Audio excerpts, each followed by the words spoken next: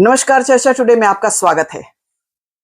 सहरसा की सभा में मुख्यमंत्री नीतीश कुमार ने कुछ ऐसा कर दिया कि लोग कयास लगाने लगे कि क्या बिहार के अगले मुख्यमंत्री सम्राट चौधरी होने वाले हैं।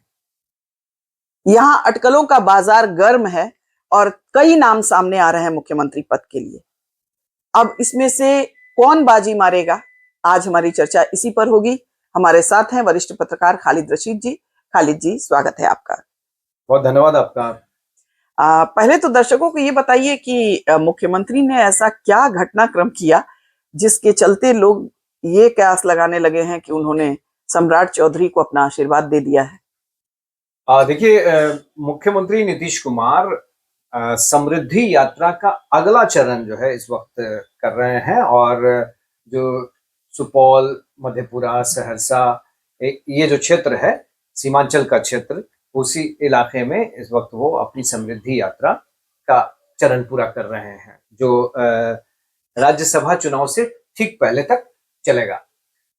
इसी क्रम में सहरसा में वो तस्वीर दिखी जो इस वक्त बिहार की राजनीति में जो सबसे बड़ा प्रश्न है। नीतीश कुमार ने जब राज्यसभा के लिए अपनी उम्मीदवारी का नामांकन किया और उसके बाद ही यह प्रश्न हुआ कि भैया ये राज्यसभा जाएंगे तो फिर मुख्यमंत्री कौन होगा। तो ये जो सवाल है, सबसे बड़ा सवाल बिहार की राजनीति में इस समय, उसका जवाब मिलता हुआ दिखा। और वो भी किसकी तरफ से, ये नाम किसकी तरफ से आगे आया? मुख्यमंत्री नीतीश कुमार की तरफ से। तो इसका मतलब है, दरअसल हुआ ये कि नीतीश कुमार ने अपने सभा को समाप्त करने के बाद, भाषण के बाद, सभी नेताओं से कहा कि आगे आइए, और उसके बाद वो स्वयं सम्राट चौधरी के पास गए और उनके कंधे पर हाथ रख के कहा, है ना, हाथ ऊंचा कीजिए, कंधे पे हाथ रख के कहा पब्लिक से कि अब अपना काम जो है इनको बताइए।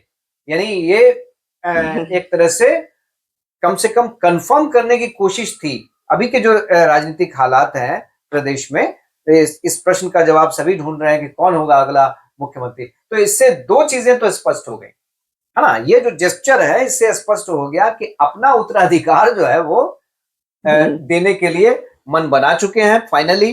तो वो जो अगर मगर की कहीं कहीं चर्चा होती है ना कि राज्यसभा जाएंगे कि नहीं जाएंगे, राज्यसभा के मेंबर चुनने के बाद, चुने जाने के बाद, चुनाव के बाद वो वहां शपथ लेंगे कि नहीं लेंगे, मुख्यमंत्री पद छोड़ेंगे कि नहीं छोड़ेंगे, ये सब प्रश्न है ना, कहीं कहीं इसकी चर्चा होती। तो उसका जवाब मिल गया कि भैया उत्तराधिकार जो है ये सौंपने के लिए अब मन पूरी तरह से बना चुके हैं, और वो नाम भी इन्होंने एक तरह से अपनी तरफ पे आगे बढ़ा दिया। लेकिन दूसरा सवाल कि मुख्यमंत्री किसका होगा, तो बीजेपी का मुख्यमंत्री होगा सम्राट चौधरी को आगे करके, ये भी उन्होंने संदेश देने की कोशिश की। लेकिन ये कुछ प्रश्न क्लियर हो गए। बड़ा सवाल ये भी, और भी नाम है। बड़ा सवाल ये भी है कि क्या मुख्यमंत्री नीतीश कुमार की जो पसंद है वही भाजपा की भी पसंद है या बनेंगे। नाम तो चल रहा है उनका भी, लेकिन इसके साथ ही कई नाम आ रहे हैं। नित्यानंद राय का नाम आ रहा है और बहुत सारा जो है, और भी दूसरे चैनलों से कई तरह के नाम आ रहे हैं। ऐसा भी आ रहा है कि कोई महिला मुख्यमंत्री बन सकती है। ऐसे भी चर्चा है कि कोई ऐसा चौंकाने वाला नाम सामने आ सकता है जिसके बारे में लोग अनुमान भी नहीं लगा पा रहे हैं। तो कुल मिला के मुख्यमंत्री नीतीश कुमार ने आज की सभा में जो कुछ भी किया, क्या ये उनकी व्यक्तिगत पसंद है या एनडीए की पसंद है या जेडीयू की पसंद है, इस पर एक बड़ा सवाल उठता है कि वास्तव में क्या सम्राट चौधरी ही बनने वाले हैं, और क्या नीतीश कुमार के आशीर्वाद के बाद बीजेपी भी उन्हें अपना आशीर्वाद देगी।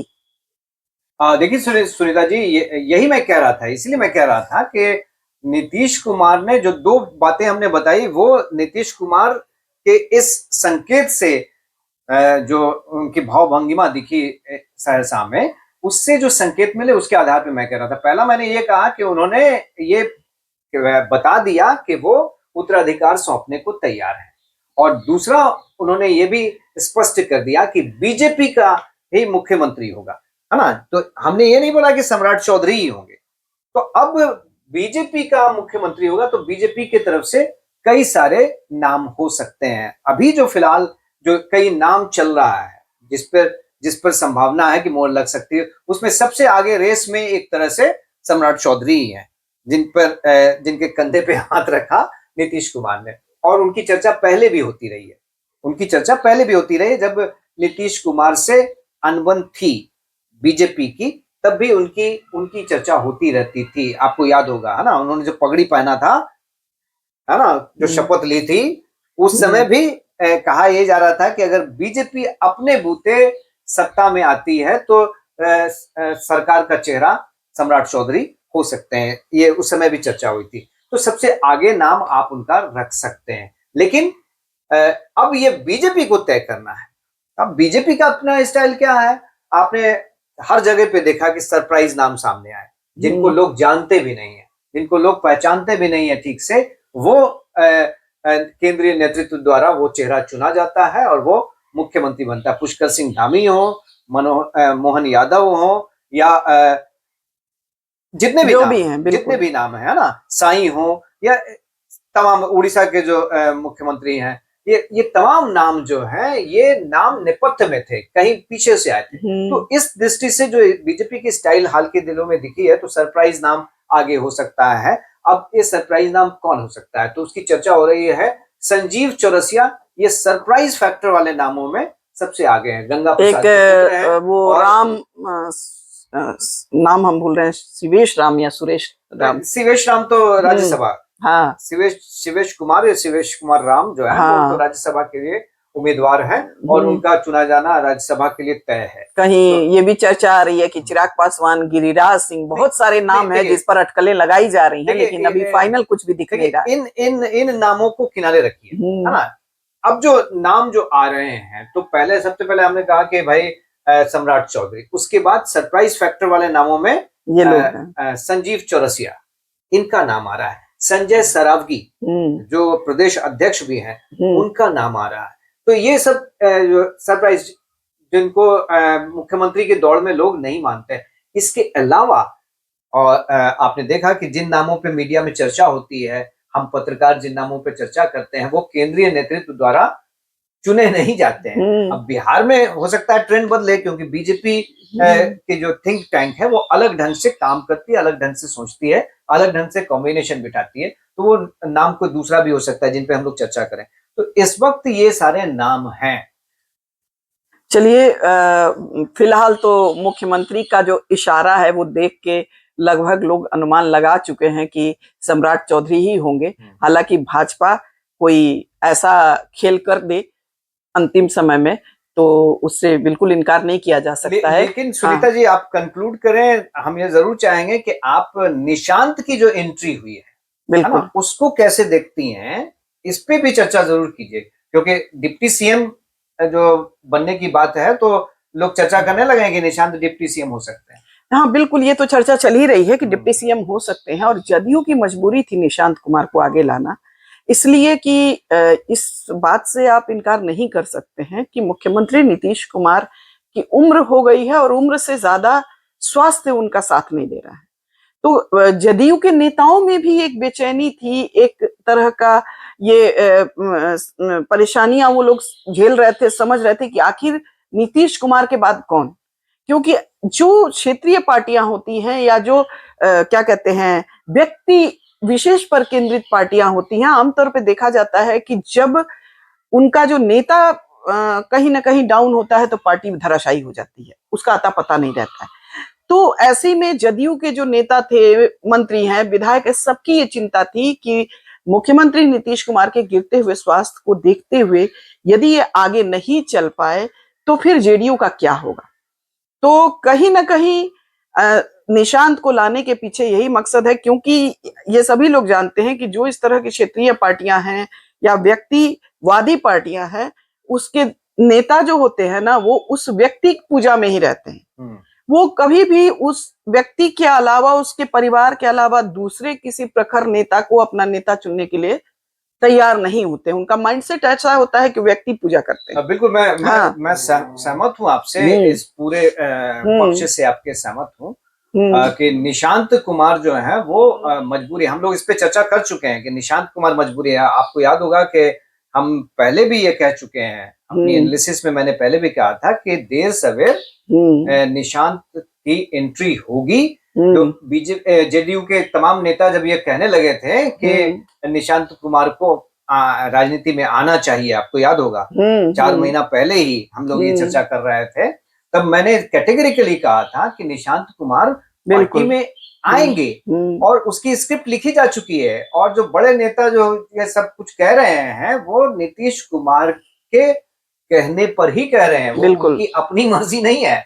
और देखिए ये पूरी स्क्रिप्टिंग, मुझे तो लगता है कि भाई नीतीश कुमार जैसा पॉलिटिशियन होना बहुत मुश्किल है ना।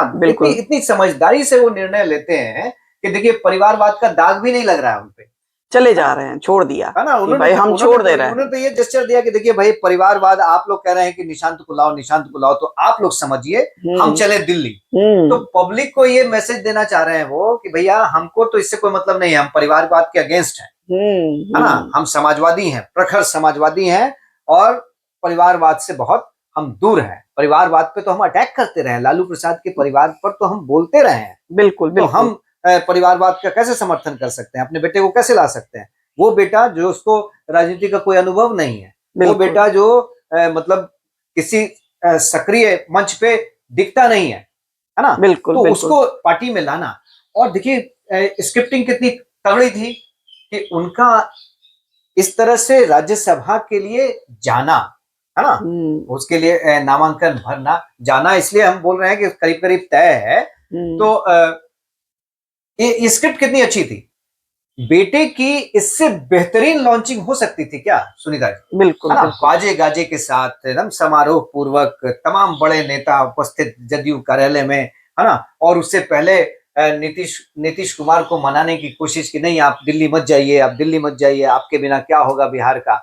तो ये तमाम परिस्थितियां जो है बनाई गई, बिल्कुल। और स्क्रिप्टिंग थी। अब इससे बेहतर क्या होगा कि वो पार्टी में आएंगे, पार्टी के प्रमुख नीतीश कुमार के बेटे हैं तो प्रमुख भूमिका उनकी होगी। उसके बाद डिप्टी सीएम का नाम जो चल रहा है उसमें निशांत कुमार का नाम आगे आ रहा है कि वो डिप्टी सीएम बनेंगे, है ना। तो ये आगे क्या होता है भविष्य वाली बात अलग है, लेकिन जो अभी सवाल उठ रहे हैं हम उसकी चर्चा कर रहे हैं। तो इतनी बढ़िया सॉफ्ट लॉन्चिंग मुझे नहीं लगता कि हो सकती थी, तो इतनी बढ़िया स्क्रिप्टिंग की गई इसकी। अब निशांत कुमार आ रहे हैं, उनका वेलकम है, उनका स्वागत है, लेकिन ये कहना तो इस परिवारवाद वाला जो एंगल है उससे आप मुक्त हो गए ये नहीं कहा जा सकता। इल्जाम तो लगेगा कि आपने अपने पुत्र को इस तरह से लॉन्च करने के लिए ये पूरी प्रक्रिया जो है अपनाई है, पूरी भूमिका बनाई है। और दूसरा ये कि नीतीश कुमार स्वयं रहेंगे, डिसीजन तो वही लेंगे, निशांत कुमार चेहरा होंगे, लेकिन सारा डिसीजन जो है वो नीतीश कुमार ही लेंगे। तो नीतीश कुमार ने ये प्लान किया कि उनके रहते हुए उनके पुत्र निशांत पूरी तरह से स्टैब्लिश हो जाए, और इसीलिए पूरी रूपरेखा रही।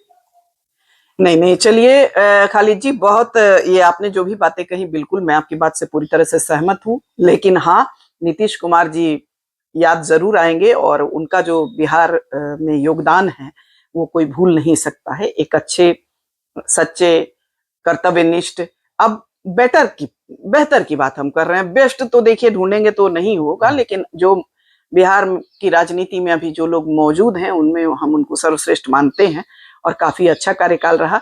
अब देखा जाए कि नीतीश कुमार ने जो किया है, आने वाला मुख्यमंत्री उस लेवल तक कर पाता है या उससे बेहतर कर पाता है, या फिर बिहार की जो क्या कहते हैं जो भाग्य रेखा है उस पे कुछ और लिखा है, ये भविष्य की बात है। ये है कि नीतीश कुमार बेस्ट तो नहीं कह सकते, लेकिन बेस्ट ऑफ बेहतर, हाँ, बेस्ट ऑफ 3, बेस्ट ऑफ 2, हाँ बिल्कुल, ये कहा जा सकता है। उनको काउंट करना ही पड़ेगा। और उन्होंने जो लकीर खींची है, उनका विजन अनपैरेलल रहा है। बिहार आज जहां पहुंचा है उसका बहुत ज्यादा श्रेय आप नीतीश कुमार को बिल्कुल देना होगा। तो चलिए खालिद जी, चूंकि समय ज्यादा हो गया है, हम लोग यही विराम देते हैं अपनी वार्ता को। और अब सम्राट चौधरी का नाम आगे तो मुख्यमंत्री ने कर दिया है, देखा जाए कि उनकी जो सहमति है सम्राट चौधरी पर, या जो मौन सहमति उन्होंने जताया है वो कायम रहती है, या बीजेपी कोई चमत्कार करती है, किसी और को लेके आती है।